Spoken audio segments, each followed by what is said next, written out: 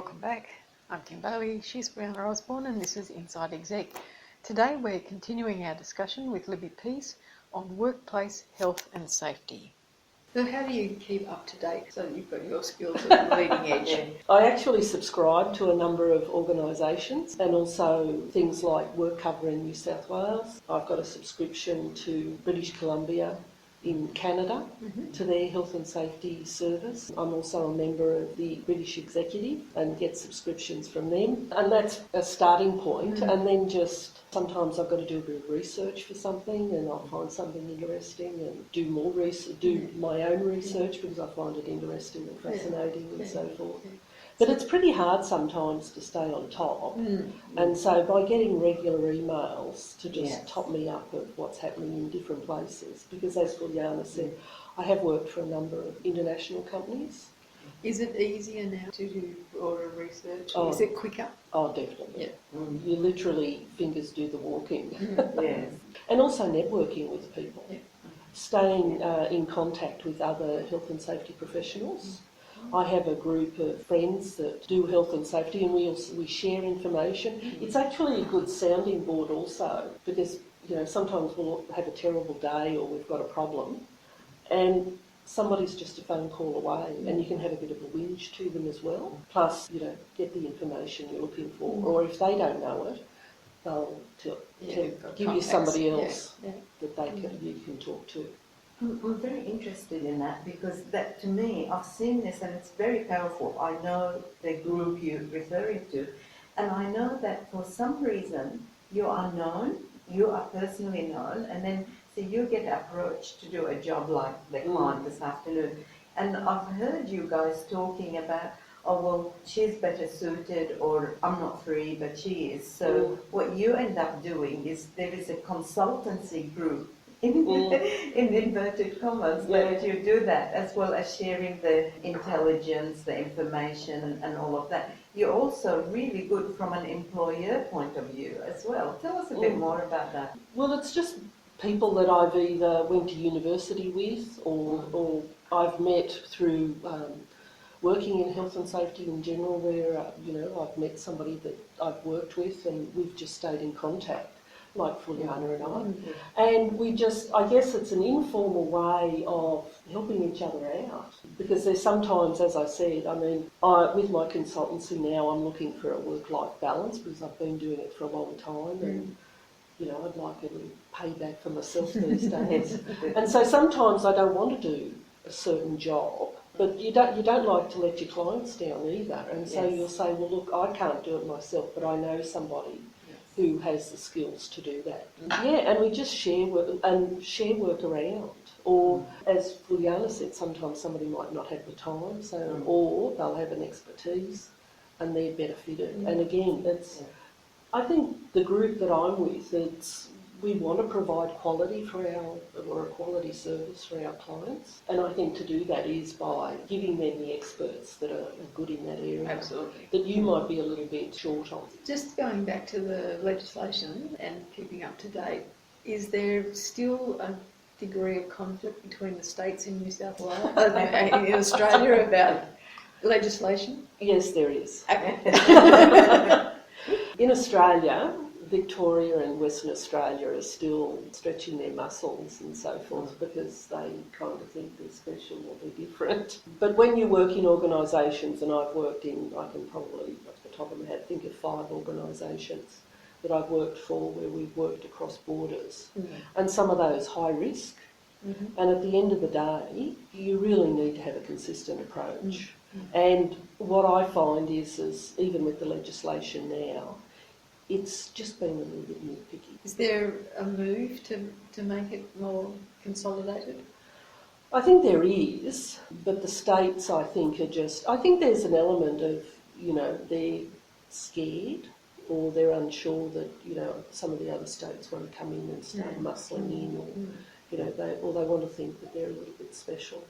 But that may change because, the mining industry is changing in Western Australia and things are happening there that, they might want to stay. So that triggers another question for me.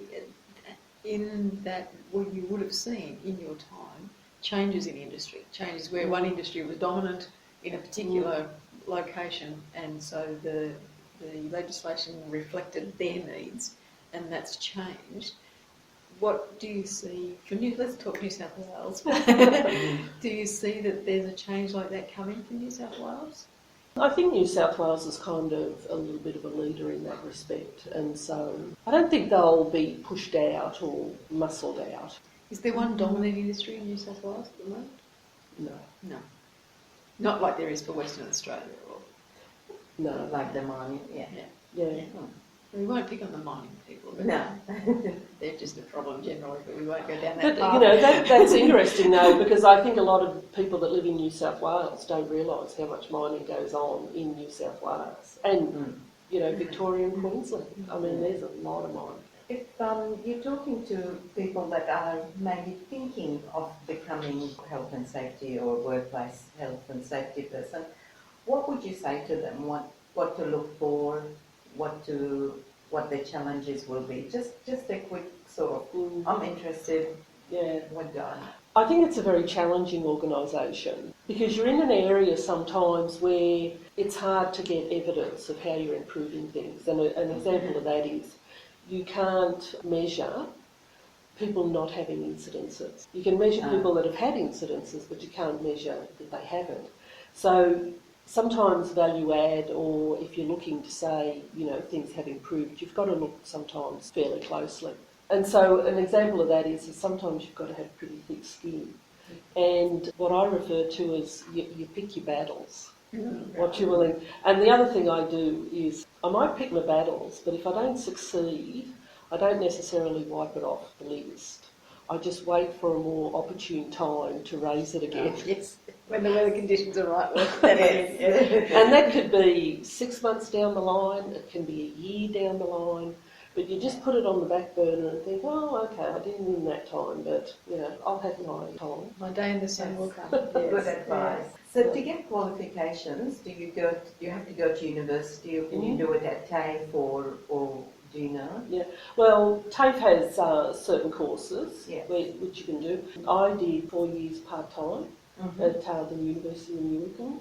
Ballarat has a safety science course. I think New South Wales Uni still has their safety science course. So there's quite a variety. So whether you're in a sort of heart of the city or you're out in the region, you can access. Yeah, and you know the courses you can do online. I did mine online, as I said, part-time because I was working as well, and it took me 4 years. Yeah. So getting the qualifications, being aware that in this field you've got to be thick-skinned and know how to get it done, as well as that you need to be up to date on legislation all the time because it does change. And I think you've got to be also fairly flexible and a good negotiator. Yes. And a good with people. and a good talker. Because you've got to talk to people. Yes. And you've got to talk to people to find out information. And an example of that is one time when I first started with an organisation, they had multiple sites, and it was an agricultural company, so it was a country, Australia. And when I first started going around, and they had about over 300 sites. So once I started going out to sites, I started asking the workers a standard question of how long they had actually worked for the company. What I discovered was that it was an ageing workforce, and the majority, I'd say probably at least 75% had worked for the company for over 20 years. Wow. And here I was, in my 30s, a female, coming into a new organisation, but a male-dominated agricultural company where they'd worked for the organisation and usually in the same location for 20 years. That in itself sets a challenge. Yes. And so when I went back to Sydney and sat in my office and did a bit of brainstorming about, you know, how I had to deal with that, because we talked about challenges earlier. Yes. That's a perfect example of how you've got to know your workplace, you've got to know your demographics, and then you've got to work out some strategies of how you're going to deal with that.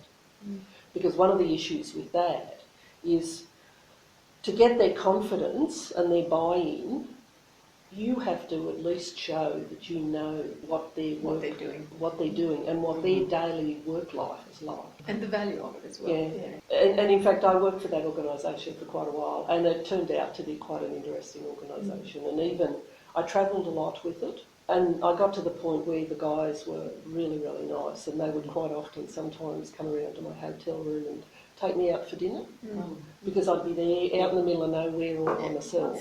Build a good relationship, which is make it easier to get things done as well. So in your time, do you have organisations where you feel like you've really learned a lot? Yeah, it takes time. And I think, again, I mean, the agricultural industry was very, very different, very hazardous. I probably had one of my worst days in my life working for that agricultural company. Nobody died, but an incident occurred out in central New South Wales where a fellow was trapped, and the manager was calling me about every half an hour to 45 minutes to let me know whether he was alive or dead. And I was sitting in my office in Sydney, and also the managers would come. As soon as my phone would ring, the managers would collect around my door to hear what was being said. And oh my goodness, he did get out, but he was trapped for 5.5 hours. Oh, that would have been very stressful. Oh, There was a lot was of terrible. oh, I can imagine. So in that sense, you are bearing the brunt of stress around the catastrophic things that happen, rather than the day-to-day trips and falls. Is it a stressful job? Funnily enough, I never found it stressful. I mean, there were stressful days, Yes. but I didn't necessarily find it stressful all the time. I found it very tiring because in a lot of my jobs, especially in the last probably 10 to 15 years, I travelled a lot, and I think that can be quite wearing. It was normal for me to work 12, 14 hours a day. So that's the other thing, that when people are thinking about this as a role, they have to understand the physical commitment to the role as well, and that there is a lot of travel, because you're not ever going to be able to sit in an office and direct it from the desk.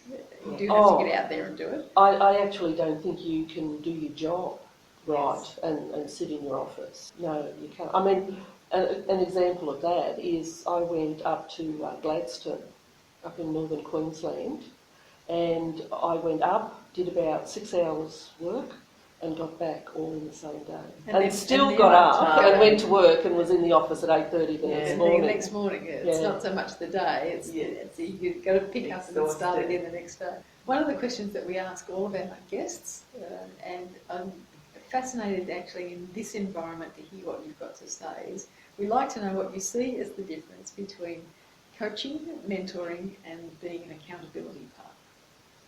Oh, jeez, that's a tough one. You've done all of them. So. I would think that for a lot of the time, the role that you've got now, you are the accountability partner for these people who are carrying out the safety program or the risk assessment, whatever else it is. But I would imagine that there's opportunity for you to coach as well. Oh, definitely. And the mentoring sounds to me like that's what you do with your professional group. So there is a difference. Yeah. One time I had a third-year graduate occupational therapist come and do her work experience with me. And that was a bit of a nightmare because there was a lot of paperwork involved, because I not only had to mentor her from a work perspective. I did actually request from the university that I would only take third and fourth year graduates because I needed people to... Because the other side of the coin was I wanted something out of it as well. Yes. And so I wanted her to do a lot of task analysis for me, which she did over a period of time. And I found that quite challenging. But she was also a really nice person, and we got to know each other quite well. Because I didn't get to pick her, she just rocked up at my office one day and introduced herself, and away we went. She ended up coming back in a fourth year, and we liked her so much that in school holidays she would come and work for me, and we would actually pay her. And now she's an OT for a large retail organisation.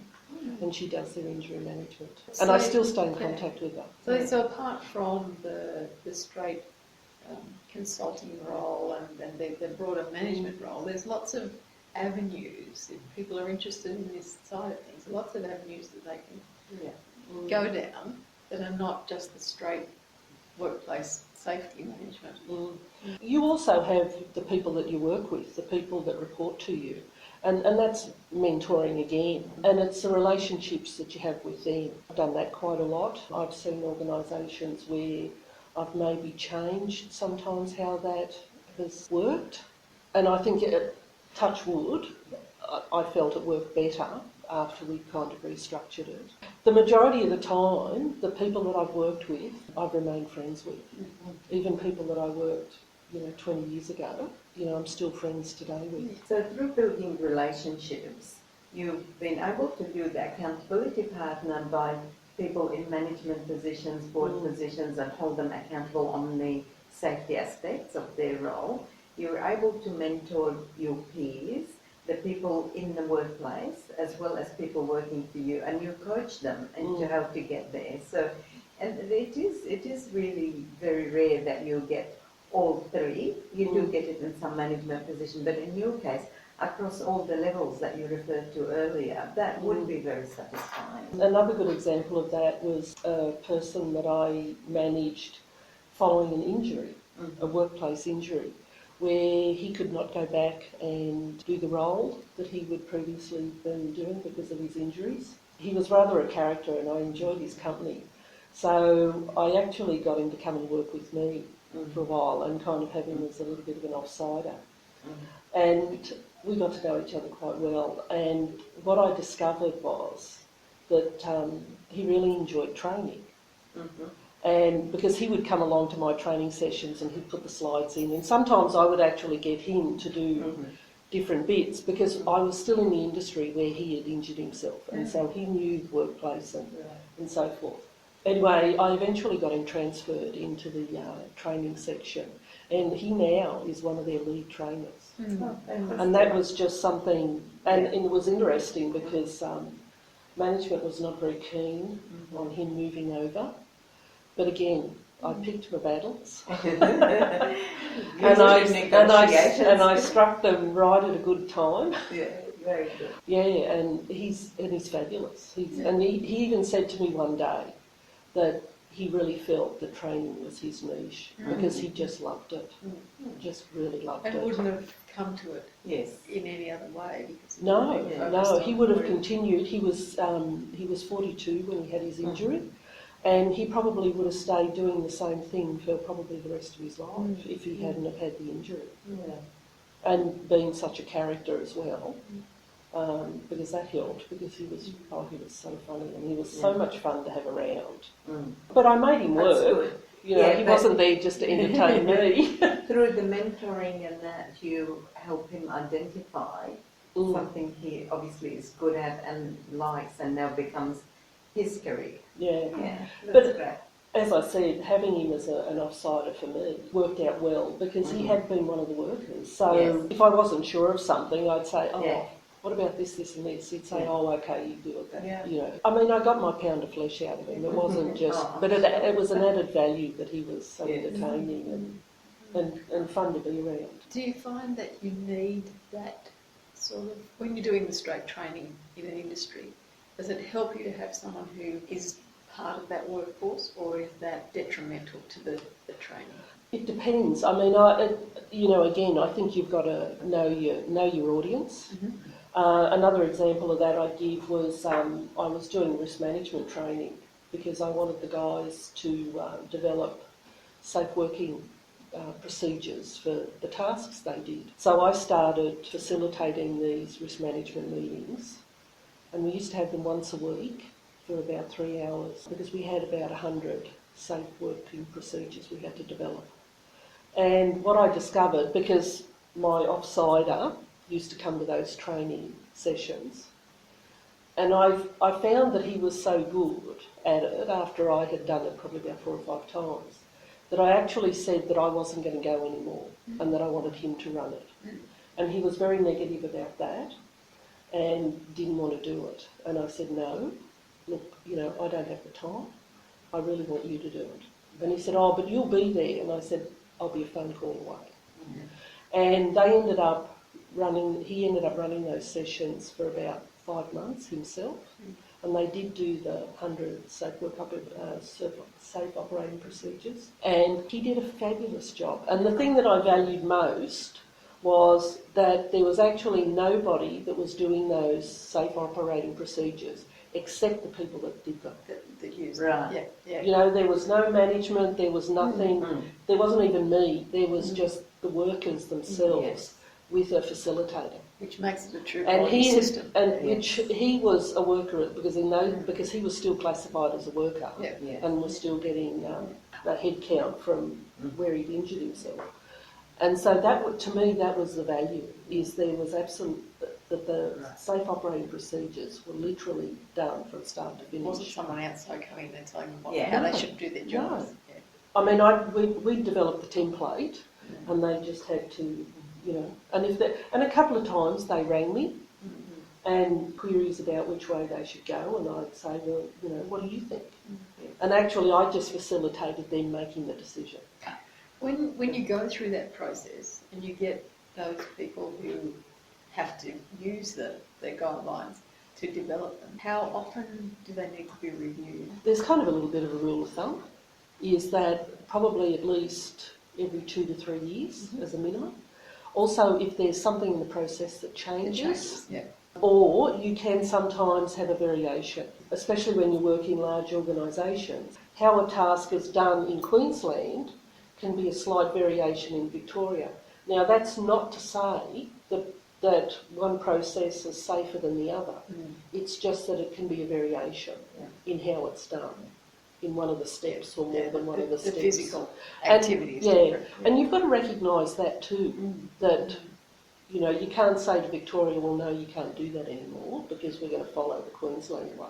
The guys in Victoria have got as much right. If you cannot find that there's a greater risk, then no reason. And it's unreasonable to expect them to change just because they've got a different way of doing it. If you could sit here today and say that looking into the future you could accomplish anything in this field, what would your choice be? Well, I've said it for a long time, is that, and I used to actually say this in inductions, is to actually do the job so well yourselves that you do me out of a job. And I think Fuliana's probably heard me say that. Yes.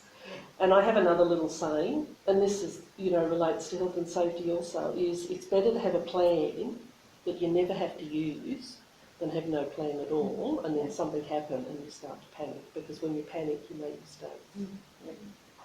So have a plan that you never have to use. Yes. Is there anything else you'd like to cover? No, I don't think so. We've covered everything pretty well. All right, well, we thank you for your time and your expertise that you've shared with us today, Libby. I'm Kim Bailey, she's Fuliana Osborne. We've been talking with Libby Pease about workplace health and safety.